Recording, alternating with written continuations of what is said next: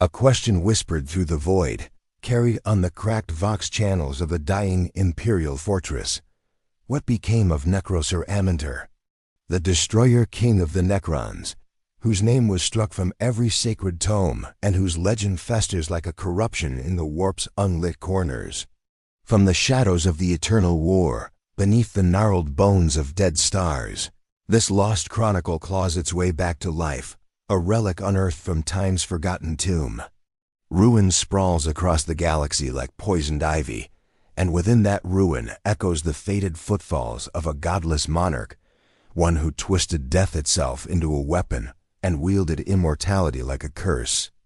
Millennia before the Imperium's rise, when the Necron dynasties still breathed their ancient spark, Nekrosor Ammentar ruled a realm drenched in agony and silent worship. His domain was a necropolis world where the very stones wept electroplasm and the skies burned with the cold fire of annihilation. Not born, but forged in the primal forge beneath the quantum grave of a collapsing star, Nekrosor's mind was a cathedral of entropy, a fortress of inevitability. His army, legions of soulless immortals bound by dread hieroglyphs and unbreakable will, marched forever forward, leaving nothing but silence in their path. The mystics of the Imperium speak of Nekrosor only in hushed tones, for his name is a blasphemy, a herald of endings, of empires reduced to dust and faith shattered into screams. His crown, a twisted construct of living metal, swallowed the souls of those it conquered, feeding Nekrosor's shadowed existence and feeding the necrodermis armor etched with lost hieroglyphs of power and ruin. Amidst the endless war, his aspirations reached beyond mere conquest. Nekrosor sought the rupture between life and death, to weave the strands of the afterlife into his will so that nothing could ever defy him, nor reclaim its lost being. To understand the Destroyer King is to peer beyond the veil where all myths perish. His rise shattered alliances of star dynasties and fracturing their dominion like brittle glass. His name whispered terror among Xenos, Tau, Eldar, and the foul spawn of the warp equally. Nekrosor's necrodermis sculptures of death marched through the shattered husks of warzone moons, using technology that defied even the Adeptus Mechanicus's grasp. They say the crypts of his war tomb echo not with the clangor of battle, but with the mournful chorus of those trapped between worlds, the dead caught eternally in his iron grasp. The echoes of his final war are etched into the stones of a forgotten system, a star now swallowed by the black maw of the void. Nekrosor's legion surged to crush a rebellious cadre of ancient Necron lords who dared resist his singular vision, one universe, one endless order under his spectral reign. The battle, they say, ended not with victory or defeat, but a cataclysmic rupture so profound it fractured time's very weave around that star. It was as if Nekrosor himself had stepped beyond death, becoming part shadow, part machine, and something else, something no mind alive can comprehend without shattering. The final transmissions from the doomed system crackle with static, but one phrase lingers unbroken. The Destroyer King returns, yet in the vast archive vaults of the Imperium, no record holds his victory, no chronicle confirms his fate. His citadel, struck from the fabric of recorded history, pulses somewhere beyond the hollow regions of space where light dies slow and cold. Some whisper about relics resurfacing, artifacts that hum with the eerie cadence of his command, or ghost signals caught by distant listening posts, disturbing the fragile silence of the void. Even the Inquisition dares not seek him openly. Nekrosor Ammentar is a shadow beyond hunting, an anathema bound to no law, no creed. Their files hint at a truth darker than the blackest void, that the Destroyer King's awakening could herald the collapse of all order, the last death knell of mortal realms and eternal gods alike. He is a wound in the cosmic tapestry, festering and waiting to unravel the threads holding reality together. Yet none know if his return heralds liberation or oblivion. Beneath the ruins of a shattered fortress monastery, illuminated by flickering holy light, an ancient data slate pulses with a cryptic signal, a message encoded not by human hand, but by the cold logic of immortals, long-dead Necrosor's voice, fractured and eternal, calling from beyond the gulf of time. The message contains a prophecy, distorted by warp interference but undeniable in its dread promise. The Destroyer King does not die. He watches, he waits. The final hour is a door yet unopened. As the vox fades, the silent stars outside flicker as if responding to a summons only they can hear. And in the deep watch chambers of the Imperium's greatest minds, there's a subtle ripple. A fracture in the unyielding faith that has held for 10,000 years. A quiet unease as if the galaxy itself remembers a nightmare best forgotten.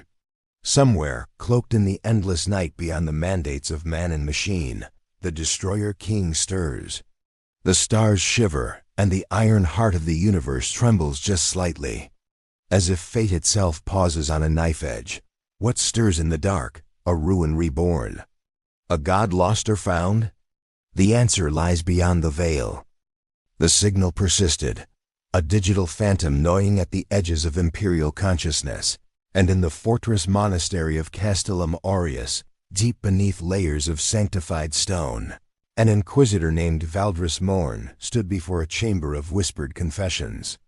The Vox records played endlessly, overlapping, layered with 10,000 years of prayers and accusations. Valdris had spent her entire existence chasing heresies, burning the faithful and the faithless alike, yet nothing had prepared her for this, a communication that spoke her name across the void, a message that seemed to know of her appointment, her doubts, her midnight prayers to a god-emperor she had begun to question. The chamber's holy water froze in its sanctified fonts, and the candles burned with an unnatural blue flame, as if the very grace of the Imperium recoiled from what was being revealed.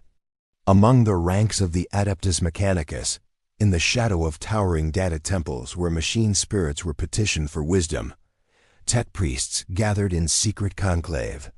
Their augmented eyes flickered with disturbing synchronization as they reviewed corrupted files, half-erased schematics that should have been purged millennia ago, blueprints for technologies bearing the unspoken signature of Nekrosor Ammentar. The High Magos convened in silence, their cybernetics humming with an agitation that bordered on heretical doubt. Could it be that the Omnisea's greatest secrets were not divine revelation, but stolen fragments from a tyrant's arsenal? The notion burrowed into their collective consciousness like a plague, corroding the foundations of faith that had sustained them. Some began to wonder, had they been preserving forbidden knowledge all along, and was their sacred charge actually servitude to a name they dared not speak? In the corridors of an Imperial Navy battleship, the crew carried whispers like forbidden's cargo. A captain named Theron Vex received a sealed message through channels that bypassed all command. Hierarchy, a communication marked with the sigil of the Inquisition itself, yet it bore no official seal, no recognizable authorization. The message detailed a discovery, a vast necropolis fleet emerging from a dormant pocket dimension deep within the Cadian Gate, moving with purposeful silence toward the heart of Imperium space. But the chilling portion was not the revelation itself, it was the signature. The fleet bore the aesthetic trappings of Nekrosor Ammentar's ancient dynasty, a nightmare given form and firepower. Captain Vex's hands trembled as he burned the message, but the truth infected his mind like a virus. How had this knowledge reached him? Through what chains of betrayal had this information passed to corrupt his certainty? In the hive cities of Terra itself, among the lowest depths where the faithful scratched out their meager existence, cults began to emerge from the shadows. These were not the crude chaos worshippers familiar to the Inquisition, but something far more insidious: devotees whispering of the Destroyer King as a liberator, a force of merciful endings rather than cruel domination. They spoke of eternity under Necrosor's reign as preferable to the Imperium's endless suffering, an escape from the grinding horror of existence. The Ministerum's preachers found their congregations shrinking, their words falling on ears infected with new doubt. An elderly priest named Cornelius Hain preached hellfire and damnation against these heretics, yet privately, in his darkened cell, He wondered if there was a mercy in absolute oblivion, if surrender to the inevitable might be a kind of grace. The revelation came through a fragmentary astropathic transmission, intercepted by a minor administrative station on the fringe of the Coronis expanse. It was barely comprehensible, fractured by warp interference and the sender's obvious trauma. Yet one phrase cut through with terrible clarity. The Destroyer King was never defeated. He was negotiated with. The message implied a compact, a hidden accord struck between the Imperium's founding powers and Nekrosor Ammentar himself. A deal to seal him away in exchange for technological secrets that would define human civilization for millennia. If true, this was not merely heresy. It was the exposure of a fundamental lie underpinning everything the Imperium stood for. The astropath who received it went mad within the hour, screaming that the Emperor himself wore chains woven from Necrosor's shadow. In the Adeptus Astrotelepathica, where the most powerful psychers touched the vast consciousness of the warp, a young null maiden named Serena felt the disturbance like a wound opening in her mind. Her psychic null field, normally a source of elation and fear, suddenly became precious, a sanctuary from the reaching fingers of something vast and ancient, trying to breach the barrier between worlds. Other psychers began reporting this same sensation. Intrusions, probing intelligence, a presence that felt neither wholly chaos nor wholly material. Something was testing the walls of reality, feeling for weak points, for sanctified seals that might have cracked over 10,000 years. The most sensitive telepaths began to question whether the Emperor's golden throne was truly maintaining the Imperium's psychic shield, or if it was containment for something else, something bound and buried beneath the Imperial palace itself. Among the warrior brothers of the Space Marines, in the vast fortress monasteries scattered across the galaxy, a grim revelation passed through their ranks like contagion. Archives previously sealed were now being opened, records of the Dark Founding, of chapters created not through righteous gene seed, but through experiments conducted in the depths of planetary vaults. These chapters bore no heraldry, wore no colors, and existed only in whispered rumors and cryptic references. The implication was suffocating. Had the Emperor's own finest warriors been built using stolen Necron biotechnology? Had their transhuman perfection come not from divine providence, but from the preserved knowledge of the Destroyer King? Warriors who had lived by absolute faith found that faith crumbling like ash as they stared at evidence, suggesting their very existence was built upon a forbidden compact.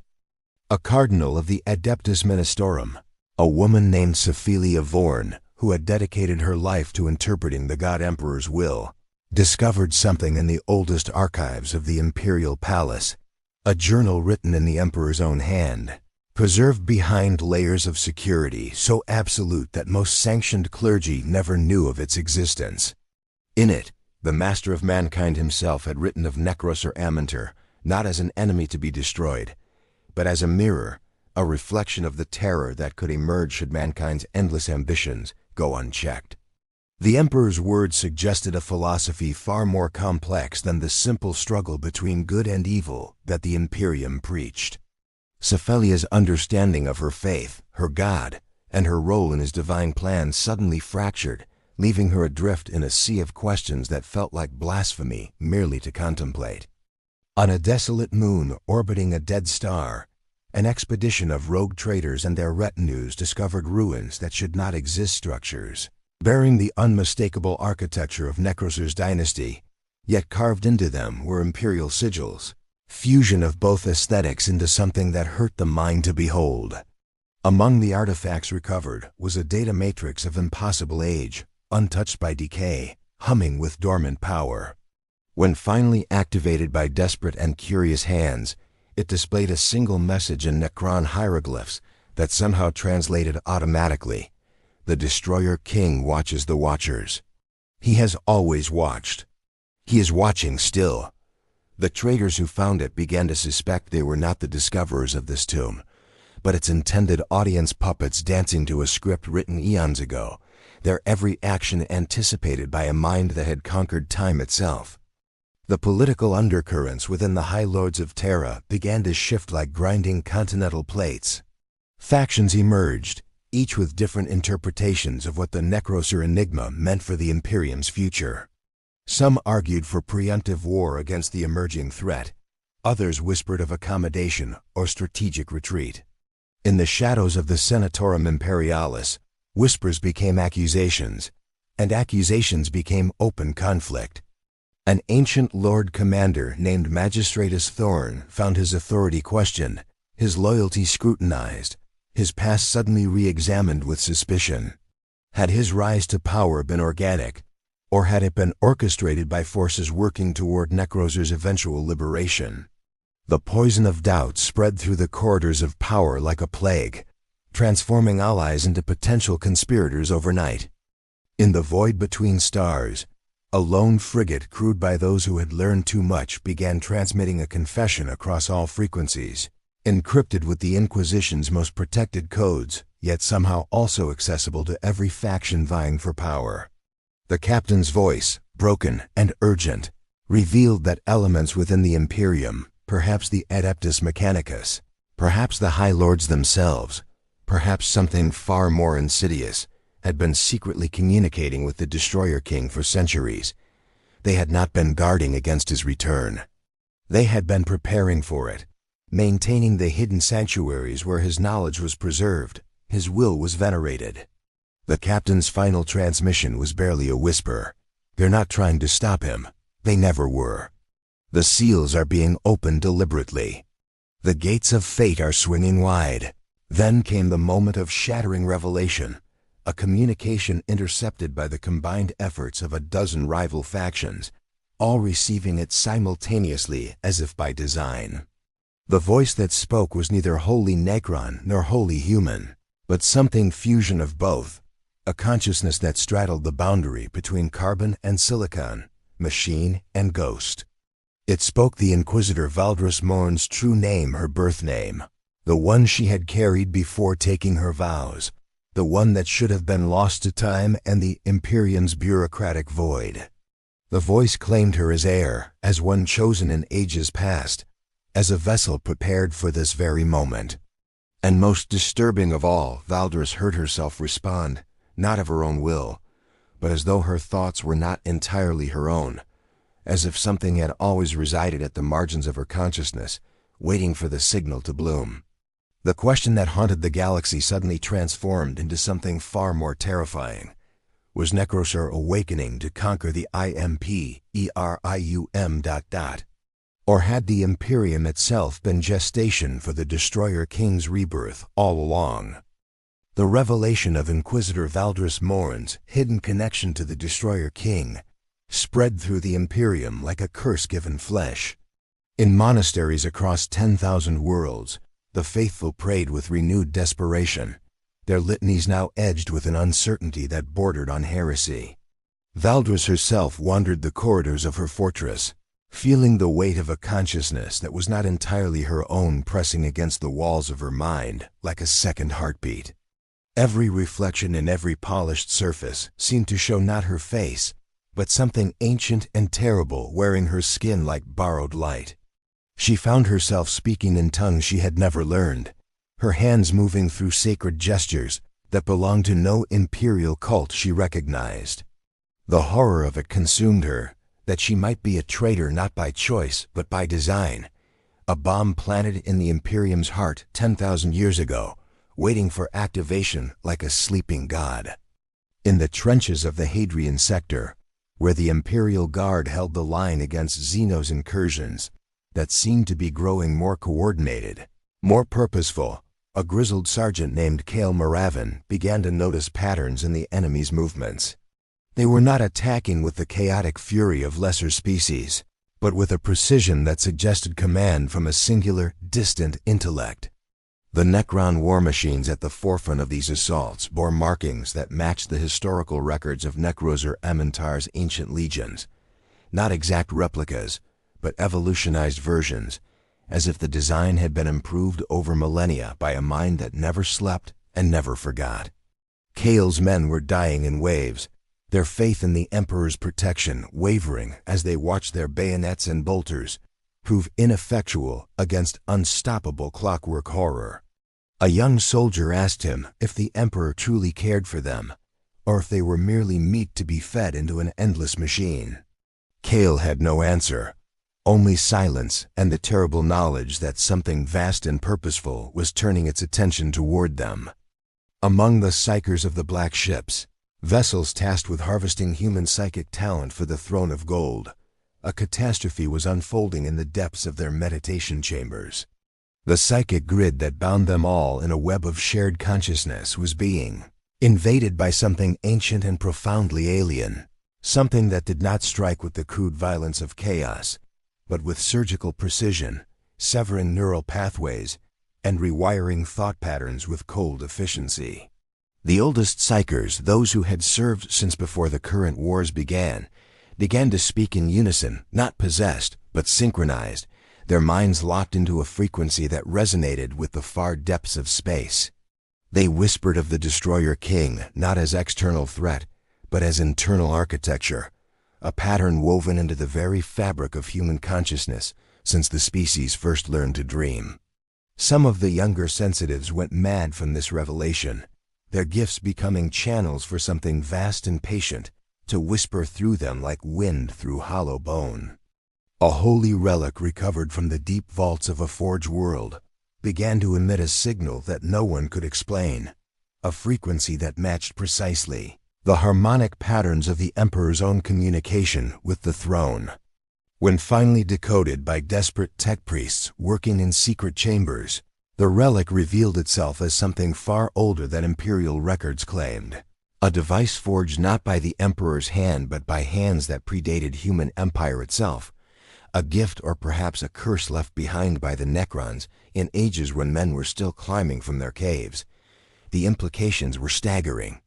Had the Emperor himself used Necron technology to bind the Imperium together? Was the entire structure of human civilization built upon a foundation of stolen knowledge from the Destroyer King's archives? And most troubling, had that foundation always been unstable, a debt that would eventually come due? In the depths of a hive city so vast that its lowest levels had never known sunlight, a community of forgotten faithful gathered in catacombs beneath the spire sanctums. They were not heretics by their own understanding, but seekers of forbidden wisdom, collecting fragments of pre-imperial knowledge, whispers of ages when humanity had walked among the stars as equals to Xenos powers. Among them was a scholar named Arctus who had pieced together a theory that made his blood freeze with dread. The Necrons had not ruled their vast dynasties through conquest alone, but through the willing submission of lesser species who saw in them a kind of terrible perfection. What if the Imperium, in all its endless warfare and faith-driven expansion, was merely echoing a pattern established by the Destroyer King millennia ago? What if humanity was not rising to take its place among the stars, but falling into a mold designed by something that had perfected the art of domination beyond mortal comprehension? The Space Marine chapter Master Cassius Thorne received a vision that shattered his remaining faith in the simplicity of right and wrong. In his meditation, he saw not the golden light of the Emperor, but something older, a civilization of impossible beauty and terrible power, one that had been systematically eradicated not by chaos or rebellion, but by the very standards of purity that the Imperium now held sacred. He saw the Destroyer King not as a monster, but as the last surviving heir to a dynasty that had been declared aberrant and unfit to exist. The vision filled him with a guilt he could not name, for in it he understood that every imperial victory had been built upon the graves of those who had been judged and found wanting by standards they did not create. Cassius returned to his chapter with this knowledge burning in his heart, knowing that to speak it aloud would be to invite the Inquisition's purging flame, yet unable to silence the doubt that now infected even his most sacred prayers. In the Astronomican's great chamber, where the most powerful psyker of all time was kept barely alive to guide the Imperium's fleets through the warp, something stirred in the depths of the Emperor's fractured consciousness. The psyker priests who tended him detected a presence that should not exist, a second consciousness woven through the first, ancient and patient, waiting like a predator in the tall grass. The revelation that the Emperor himself might be compromised, that his mind might host something of the Destroyer King's essence, sent shockwaves through the priesthood. They began to understand that the prayers they offered, the sacrifice they made, might be sustaining not merely the light of the Emperor, but the chains that bound something monstrous. The very mechanism of the Imperium's survival might be the cage keeping something terrible imprisoned. And if the cage weakened even slightly, if the Emperor's will wavered for but a moment, then all of creation would come rushing through into a darkness that had been waiting since before mankind was born. The naval battle in the Tertium Void became legendary not for its victory, but for its horror. An Imperial fleet engaged what seemed to be a Necron incursion, their weapons proving devastatingly effective until the moment the Necron forces suddenly ceased all offensive operations. They did not retreat. They simply stopped, their weapons cooling, their ships holding position in a formation that was mathematically perfect and utterly alien. The Imperial commander, a woman named Castellan Vex, received a transmission on a frequency that only she could hear, a message in her own voice, recounting secrets only she knew, speaking her thoughts before she could form them. The Necron fleet was not attacking, it was demonstrating control. It was showing that they could halt any human resistance with the mere application of will. The message that followed was brief and devastating. The Destroyer King offers clemency to those who cease resistance. Kneel, and the suffering ends. This is not conquest. This is mercy. When the transmission ended, Castellan Vex found herself unable to order her fleet to attack. The weight of that impossible choice, fight and die screaming, or surrender and perhaps save her people, began to crack the foundations of her military certainty. A child born in the underhives of a demon-haunted world exhibited abilities that defied Imperial categorization. She could speak to machines, and they obeyed her not through psychic coercion, but through something like conversation, as if she and the mechanism shared a language that predated human speech. When the Adeptus Mechanicus came to claim her as a psyker for the Black Ships, she spoke a phrase that echoed through the minds of every trained empath within 1,000 kilometers. The Destroyer King offers adoption to all those touched by the light of reason. Her eyes, when she looked at her captors, burned with an intelligence that had no business existing in something so small and fragile. The implications were clear and terrifying. The Necrons were not merely invading the Imperium, but were seeding it with sleeper agents drawn from its own population, converts in all but declaration, waiting for the signal to awaken. The Inquisitor Valdris Marn made her final confession not to a priest, but to the void itself, recording her understanding of the truth on a data slate that she would seal in the Imperial vaults with a prayer that it would never be found. She had come to accept that her connection to the Destroyer King was not corruption, but inheritance, that she had always been something more than human, that her existence had been predetermined by forces that had calculated 10,000 years into the future.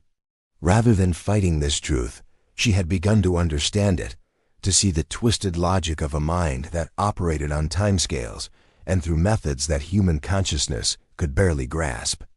She understood that the Destroyer King was not evil in any moral sense. He was simply inevitable, a law of entropy and order given consciousness and will. The horror of it was not that he was monstrous, but that he might be right. In the final sanctuary of the Imperium, the High Lords convened in absolute secrecy, behind protections woven by psychers and tech priests working in perfect synchronization. They had made a discovery that transcended all previous revelations. The Emperor himself had left instructions, sealed and hidden, to be opened only in the event of the Destroyer King's awakening. These instructions detailed not a plan of resistance, but a protocol of surrender, a carefully choreographed sequence of events that would allow the Imperium to transition peacefully into the rule of Nekrosor Ammentar. The instructions were written in the Emperor's own hand and bore witness to his acceptance of a truth that the Imperium had been denying for 10,000 years, that humanity's time of dominion was ending, that another age was beginning, and that resistance would only bring suffering. Some of the High Lords wept, others raged, but all of them understood that the foundation of their faith had been predicated on a lie so fundamental that its revelation would shatter the Imperium's will to survive. Then came the moment that transformed despair into something far more terrible: understanding. Across the galaxy, in fortresses and hive cities, on battlefields and pilgrim ships, across the very quantum foam that separated worlds, a signal emerged. Not a conquest, not an invasion, but an invitation. The Destroyer King himself, in a voice that resonated with the frequency of dying stars, spoke directly to every human mind touched by the warp. I come not to destroy, but to complete what was begun in ages past. You are the inheritors of a dream interrupted. Join me, and the pain of existence will transform into the perfection of order. Resist, and know only the grinding agony of the inevitable made manifest. And in that moment, the most terrible revelation of all became clear to those with the wisdom to perceive it. The Destroyer King was not returning to conquer mankind, because mankind, in its deepest essence, was already his. The Imperium had never been rising toward transcendence. It had been descending into the arms of its true master, who had waited with infinite patience for his children to grow old enough to recognize their maker's voice. The stars themselves seemed to hold their breath as the Imperium stood on the cusp of irrevocable transformation. In the war-torn halls of a fortress monolith, Chaplain Dominus Verine knelt amidst the shattered relics of once glorious crusades, his armor dented, his rosarius flickering weakly like a dying heartbeat. His voice, ragged with sorrow, whispered litanies to the God Emperor he had pledged to serve with every death, every sacrifice. Around him, Space Marines lay broken, yet unyielding, their faith a fragile ember against the surging darkness. Varen's prayers carried the weight of 10,000 defeats. Each oath broken was a blade twisting in his soul, each act of devotion a desperate plea for meaning in a cosmos that seemed bent on erasing all light. Yet in his whispered confessions, a truth clawed its way to the surface, a silent acknowledgement that the Emperor's light might be extinguishing, not by enemy hand, but by the burden of 1,000 secrets too terrible to bear. Across the blasted surface of a death world, where mortars shattered the sky and the smell of burning promethium lingered like a curse, Sergeant Valek of the Cadian 119th tightened his grip on a lasgun that had seen more battles than he cared to count. He fought not for glory or empire, but because the faint glow of hope still flickered in the eyes of those who looked to him for leadership. The heresy of doubt crept through the ranks, infecting whispers between breaths. What if the Emperor abandoned us? What if Nekrosor's promise is the only salvation? Valek silenced such thoughts with bullet and blade, but in sleepless nights, haunted by the screams of the dead and the unanswered prayers of the living, he wrestled with the unbearable burden of a truth he dared not name. War was no longer a game of conquest. It was a dirge for a dying order, and every charge might be the last. In a distant orbit above an icy moon, the Grand Cathedral of the Adeptus Ministorum became a prison for the ecclesiarch's own confessor, Sister Magus Elegia. Charged with guarding forbidden knowledge leaked from the highest echelons of power, she bore witness to the fracturing of faith at its core. The sacred tome spoke of the Emperor's pact, of oaths unspoken and bargains that damned as much as they saved. Her days were spent in silent torment, clutching relics that might be keys or curses, while dreams bled into waking nightmares, visions of Nekrosor's cold hand reaching for her soul, not with wrath, but with a promise that whispered of peace through oblivion. The weight of her duty crushed her spirit. In her heart, a slow-burning fire burned away the illusions of righteousness that kept the cathedral's walls from crumbling into dust. Violence erupted without warning on the agri-world of Virith Prime, where an Adeptus Arbites precinct descended into chaos as citizens claiming the Destroyer King as savior clashed against loyalist militias. The city, under siege by its own people, became a crucible for the breaking of oaths. Commanding Officer Brother Captain Marek found himself torn between duty to the Imperium and the Partico, gnawing understanding that many of these heretics were driven by desperation, not malice. Amid the crackle of stormbolters and the roar of firebreathers, Marek's voice echoed above the fury, beseeching order while feeling the ground crumble beneath his conviction. Each life lost was a shard of his own fractured faith, each act of betrayal a step closer to a darkness not even the Emperor's light seemed able to illuminate. The void between stars was rent by a psychic storm of extraordinary magnitude, born from the anguish of psychers caught in a vast web of betrayal and revelation. Among them, the Null Maiden Serena fled to a forgotten sanctuary, her mind a fortress besieged by the memories of a past she had never lived yet carried as burden. The psyker priests guarding the sacred Astronomicon shuddered as the psychic scream of the Destroyer King echoed through the warp, twisting faith into something unrecognizable, an interstellar lament for oaths broken and destiny denied. Serena's hands bled as she chanted prayers that faltered beneath the weight of cosmic dread. The silence surrounding her was suffocating, a cold expanse where even hope seemed to dissolve like dust in the grave wind. Within the great vault of Terra, High Lord Magistratus, Colleen gripped a data slate etched with accounts of conspiracies so deep they threatened to unravel the very fabric of imperial governance. Whispers of clandestine negotiations with the Destroyer King, of secret cabals wielding power behind the throne, echoed in his mind. Talon's dreams became battlegrounds of shadow and light, where visions of imperial saints shattered against steel-clad Necron phantoms. Every political alliance seemed tainted. Every vow spoken in the hallowed halls of Terra now felt like a thread woven into an intricate web of betrayal. The cost of survival was becoming clear. Loyalty to a crumbling empire might be nothing more than servitude to a ruinous destiny. Aboard the battleship Sovereign's Wrath, Admiral Lysandra Crave's command bridge burned with tension as her fleet prepared to engage the ever-encroaching Necron armada. Star maps flickered with warnings of warp fluctuations and dying stars, a celestial symphony of doom. Amid the flickering hololiths, Lysandra stared into the abyss, her thoughts a storm of memory and duty. She recalled the faces of her lost crew, the prayers they whispered under blood-red skies, the weight of oaths sworn in the shadow of a galaxy unraveling. The coming battle felt like the final verse of a dirge, but beneath the firestorm loomed a terrible truth. This war was not merely for survival, but for the very soul of everything her people believed in. As the first shots screamed into void, Lysandra whispered a confession.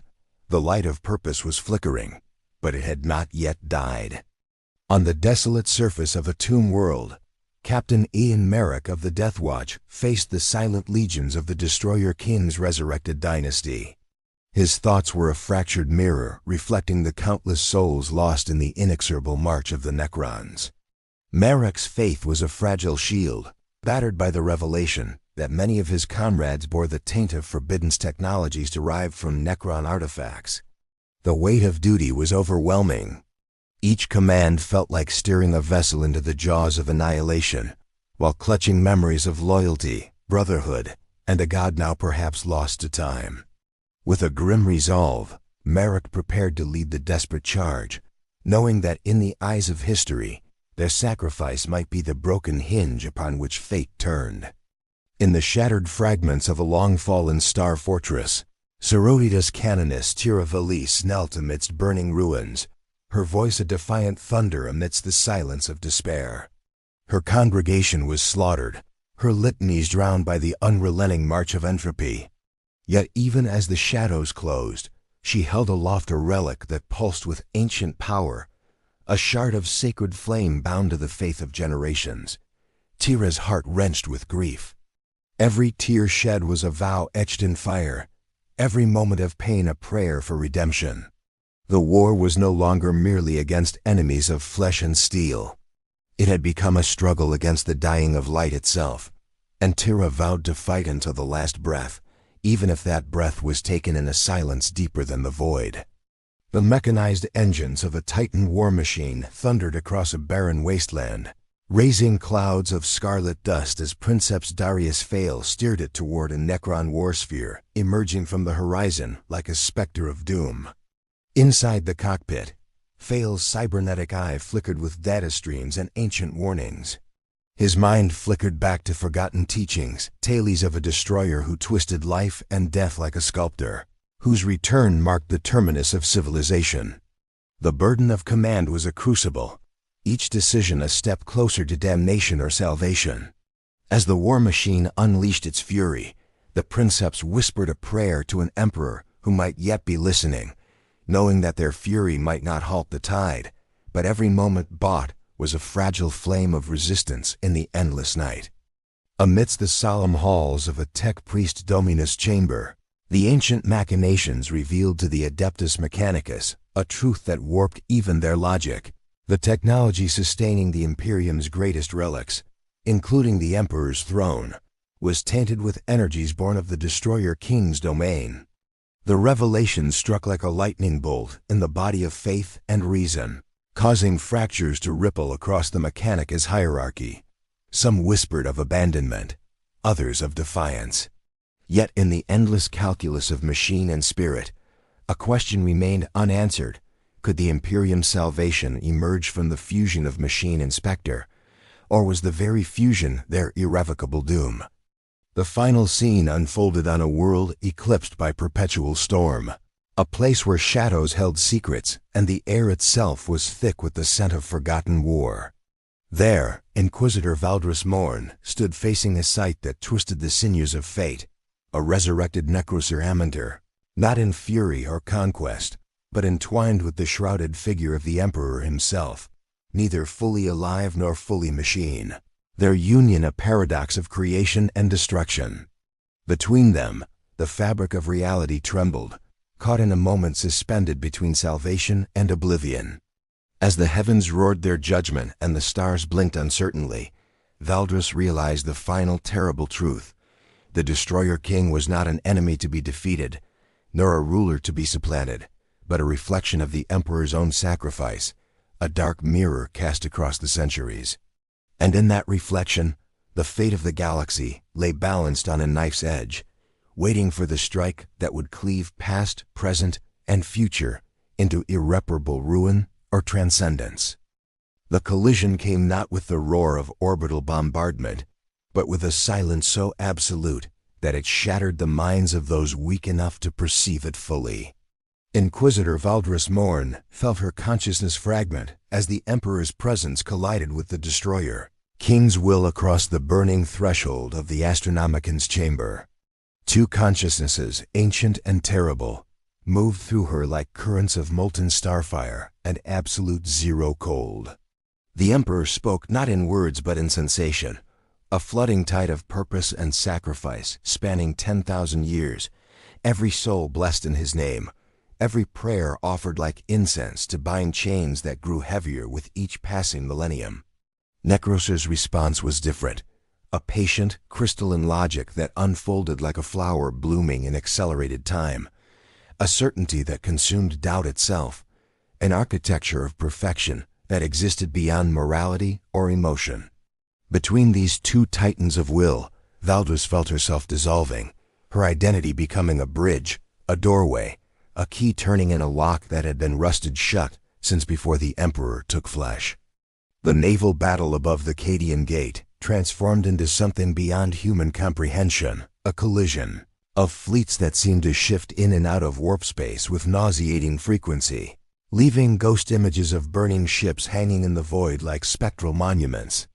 Admiral Lysandra Crave's orders became meaningless as her fleet engaged enemies who anticipated every tactic, who moved with choreographed precision, who seemed to be fighting not to conquer, but to demonstrate mastery. Her ships burned and broke, their crews screaming prayers that echoed into the warp only to be answered by the Destroyer King's voice, speaking through every Vox channel simultaneously. Your courage is noted. Your defiance is remembered. Your sacrifice is recorded in the eternal archives.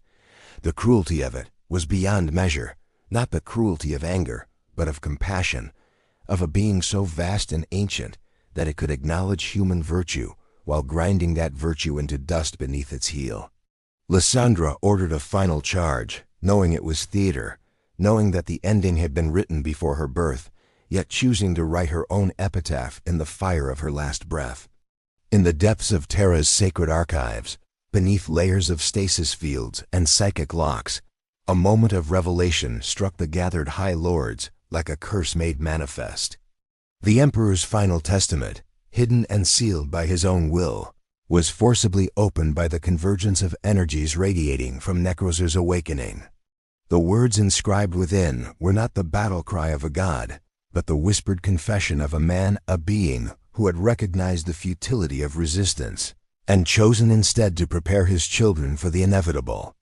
The Emperor wrote of his understanding that no empire could stand forever, that even divinity bowed to entropy, and that the Destroyer King represented not defeat but transformation, a reshaping of civilization into a form that could endure the endless hunger of time itself. To read these words was to feel the foundation of 10,000 years of faith collapse into ruin, to understand that the Emperor's eternal light was not victory against darkness, but negotiated surrender, a bargain struck in the silence before creation itself. The Space Marine chapter Master Cassius Thorne stood upon the deck of a battle barge as it plunged toward the surface of a world that was, itself being unmade by gravitational forces beyond comprehension. His warriors, the finest warriors ever bred, charged forward with bolters shrieking and chain blades singing their mechanical hymn. But they were drops of rain thrown against an avalanche. Thorne felt something crack within his chest, not pain, but a kind of releasing, as though his heart had been held in a vice, and now, finally, the pressure was being relieved. He saw a Necron overlord materialize before him, not in victory, but in something approaching respect, and for the first time in his 3-century existence, Cassius understood that honor and defeat were not opposites but aspects of the same eternal dance. As his blade fell, as his warriors were consumed by the inevitable tide, Thorne laughed, a sound that might have been defiance or might have been acceptance, echoing across the dying world like the song of a beautiful thing moving toward its own completion. The psychers of the black ships achieved a moment of perfect unity in their final hour. All consciousness merged into a single, unified scream that rippled across the warp's foundation. They understood, in that crystalline moment before annihilation, that their suffering had not been meaningless, but part of an intricate pattern, a necessary component in the grand architecture of reality's transformation. The Destroyer King reached into their collective consciousness not with malice, but with a kind of gentle acknowledgement, his touch burning away the agony of millennia like a flame consuming false shadows. In their dying, the Psychers experienced a revelation, that freedom might look like surrender, that peace might taste like ashes, and that the universe itself was breathing a sigh of relief as a burden it had carried since its inception was finally, mercifully, laid to rest. Chaplain Dominus Verine whispered his final prayer as the fortress around him crumbled into slag and ruin. His words, spoken with a voice that wavered between conviction and surrender, became an epitaph for an age. I confess that I have served a light that burns no longer. I confess that my oaths were sworn to shadows and echoes. I confess that perhaps, in our resistance, we were the true architects of our own damnation. The words hung in the air, like an indictment and an absolution simultaneously. The Emperor's light, which had sustained the Imperium for 10 millennia, dimmed to a flicker, and in that dimming, something else emerged, not darkness, but a different kind of luminescence, one that spoke of order without chaos, of perfection without hope, of eternity without end. Varen's faith, which had been his greatest strength and his deepest torment, transformed into something he could not name, neither belief nor despair but acceptance, a kind of peace that came from understanding that one's prayer had been heard, even if the answer was not salvation. The world beneath Valdris Morn's feet ceased to be solid matter and became something fluid, something responsive to will and consciousness. Reality itself was bending, reshaping under the collision of two ancient forces finally meeting after ages of separation. She saw visions of a civilization that had spanned galaxies before the Emperor was born, that had achieved immortality through means the modern Imperium could barely conceptualize, that had been systematically erased not through conquest, but through the application of standards of righteousness that its own creators would never have accepted. She saw the Destroyer King not as the Imperium's enemy, but as its heir, the inevitable conclusion of every philosophy the Emperor had taught, every doctrine that claimed perfection as a goal to be achieved rather than a burden to be carried. In that vision, Valdris understood the final, most terrible truth. The Emperor and Nekrosor were not opposed but complementary, two halves of a whole that spanned the gulf between mortality and eternity, between aspiration and achievement. The sacrifice of Sergeant Valak and the Cadian 119th became the final prayer, sung by the Imperium before its transformation. Their last charge into the teeth of impossible odds was not a military tactic, but a ritual, a symbolic death that allowed something new to be born from their ashes. Valak's voice, when he gave the final order, carried no anger but a strange, almost serene resignation for the Emperor and for whatever comes after.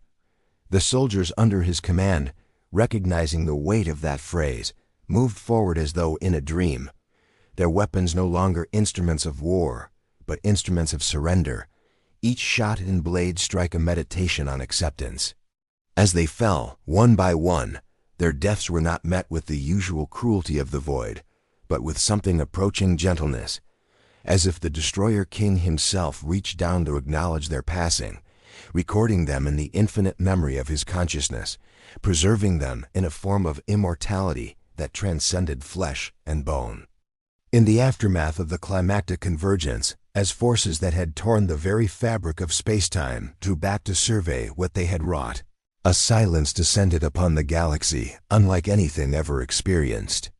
It was not the silence of death, but the silence of suspension, of a breath held indefinitely, of a moment frozen between heartbeats. The stars continued their ancient rotation, but their light seemed somehow dimmer, less certain, as though they too awaited the outcome of the realignment that had occurred. Across 10 million worlds, the faithful found themselves capable of neither prayer nor despair, suspended in a state of being that transcended both hope and hopelessness. The Imperium continued its functions mechanically, following routines established over centuries, yet the animating purpose that had driven those routines, the devotion to a living God, the faith in an eternal light, had transformed into something else, something that could not be named with the vocabulary of the past.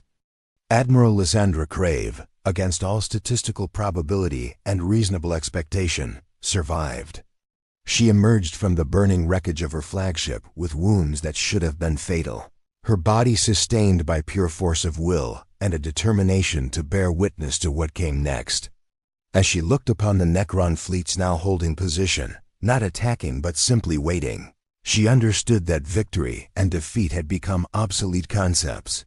The Necrons were not conquerors seeking to dominate through force, but architects reshaping the foundation of civilization itself. She saw a city forming in the void, a geometric perfection of crystalline structures that made her eyes water when she tried to comprehend their scale. It was beautiful in a way that nothing organic could ever be beautiful, a perfection that spoke of an order so complete it transcended the need for variation or growth or change. The Inquisitor Valdris Morn found herself standing in a place that was neither within the material world nor fully within the warp. Here, she perceived the collision of two consciousnesses, the Emperor and Nekrosor, not in battle but in what could only be described as conversation, though conversation inadequately captured the exchange. The Emperor's presence was a flame that had burned for 10,000 years, and though it still burned, it burned with less intensity, as if finally permitted to rest.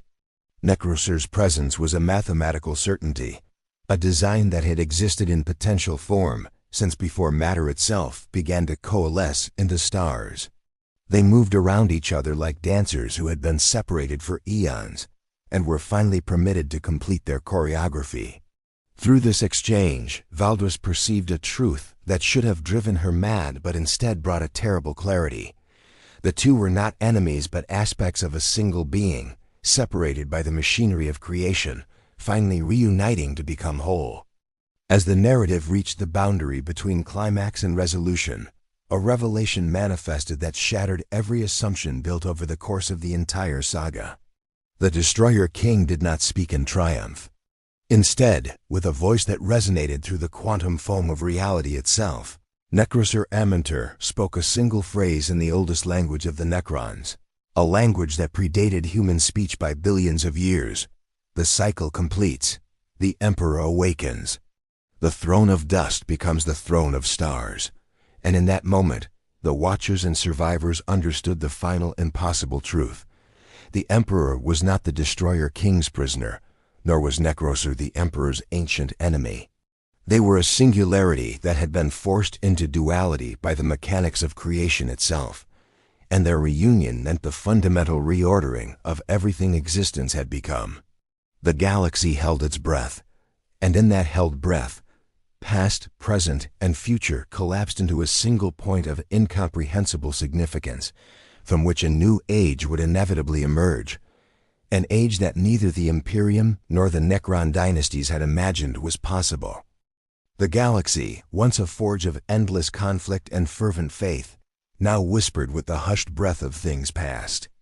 Ruined cathedrals, their spires shattered by war and time, stood like mourning monuments beneath skies heavy with the ash of forgotten prayers. Within their shattered walls, the faint scent of incense lingered, a fragile echo of devotion battling the relentless silence. Banners once bright with the sigils of legions fluttered weakly in the cold winds that swept cursed battlefields, their colors faded to ghostly shadows. Here and there, rusted weapons lay entangled with broken bones, mute testament to valor and despair interwoven through the tapestry of eternity. The stars above, once vibrant beacons, now hung pale and distant, like the eyes of ancient gods closing one final time. Among the scattered remnants of humanity, individuals stood as solitary witnesses to the end of an epoch. In quiet moments between the fever of survival and the demands of rebuilding, they pondered the riddles left behind. What was faith when the light it chased no longer shone brighter than the void? Was survival an act of defiance or the slow surrender to inevitable decay? The questions lingered without answers, like shadows folding endlessly into the deep corridors of memory. In the silent streets of worlds long forsaken, children's laughter was a tentative flame, and the stories of heroes and villains passed on as myths, their edges softened by time and the mercy of forgetfulness. In the void between the stars, spectral remnants of battles played out as eternal echoes, a cosmic dirge without end or beginning of those who died for causes now inscrutable. Ships, ancient and fallen, drifted in endless slow dance, their crews bound to loops of their final moments, over and over shouts of command, the crackle of energy weapons, prayers and curses alike fading into the cold. Intermittent bursts of light flickered like dying fireflies against the endless black, a melancholy reminder of existence in a universe bent on transformation, yet haunted by its own ghosts. And within this vast silence, a single remembrancer, cloaked in the dust of stars and armed only with memory, recorded it all not to explain, but to bear witness, to ensure that these fragments of history were not lost into oblivion. The tale of Nekrosor Ammentar and the Emperor merged into legend, neither fully remembered nor entirely forgotten, like a faded tapestry woven from hope and ruin. The Destroyer King's reign, the Emperor's sacrifice, and the cosmic harmony that balanced them at the brink, these became symbols less of victory or defeat and more of endurance, a timeless conflict eternalized in the marrow of existence. They were reflections cast in opposite mirrors, their truth shifting with perspective and time. Followers debated what it meant to carry the burdens of infinite sacrifice, debating whether salvation was found in clinging to the past or in embracing the transformation with open eyes. Faith, now no more than a fragile thread, trembled against the vast silence. Among the ruins of a shattered monastery, a lone acolyte lit a candle, its flame flickering in defiance of the all-encompassing darkness. The light danced against crumbling stone and chipped statues, illuminations of saints long silenced by time's indifferent hand. The acolyte whispered the final verses of a litany never completed, the words drifting like the last breath of an ancient promise. Standing there, she became a silent guardian of memory, a vessel for the hopes of those who had fallen and those who would one day stand amidst the ruins. Her vigil was a testament not to certainty, but to perseverance, to bearing witness with eyes open and heart steady as the galaxy itself shifted beneath her feet. In quiet barrens where battles had raged until echoes were all that remained, warriors long dead found peace neither in victory nor defeat but in the solemn silence of legacy. Their stories served not to inspire glory, but to remind the living that every ignited bolt, every fallen friend, was a line written in the endless poem of existence. As winds carried away what was left of shattered armor and broken swords, the battlefield became a cathedral devoted to sacrifice, a place where time folded back on itself, and the past hummed through the stone like a sacred song. There, the weight of what had been lost became a quiet foundation upon which something new might one day be built, if only the stars allowed. The cold light of distant suns shone through fractured asteroids like pinpricks in a celestial tapestry torn and mended countless times. Ships, scarred by 1,000 wars, sailed between these remnant sentinels adrift in the uncertain dark. Among their crews were survivors, those who remembered both the grandeur and the horrors that had shaped the galaxy's fate. They carried tales of gods and monsters, of faiths shattered and reforged, of choices that echoed across eternity. Their voices were soft, their stories folded into a shared history written on the breath of dying stars and whispered through the void. A history that asked not for answers, but for remembrance. The adepts of forgotten cults gathered in secret, their rites no longer blasphemies, but acts of reverence for a truth too ambiguous to be condemned. They spoke in riddles and metaphors, voicing the questions that no god would answer. Was the price of survival too great if it meant surrendering the soul? Did endurance come with a cost measured not in lives, but in the slow erosion of identity? As temples crumbled and new faiths rose from their ashes, this discourse became a prayer unto itself, a litany of doubt and hope intertwined. The galaxy, once a battleground of gods and mortals, was now a vast cathedral of unanswered questions, echoing endlessly beneath the gaze of cold, indifferent stars. In the final record, the remembrancer wrote not of triumph, but of transformation, of an ending folded within every beginning. The chronicle closed not with revelation, but with invitation, an invitation to the living to become witnesses, to keep the memory of all that was lost and all that might yet be, even as the galaxy settled into its new silence. The closing lines were an invocation, a gentle call to those who dare to listen, to bear witness, to remember, and to stand watch in the twilight of an age when even the brightest stars fade, but do not disappear. The galaxy now rests under a canopy of fading light, the echoes of infinite wars growing softer, yet no less significant. In this quietus there is peace fragile, uncertain, but unmistakable.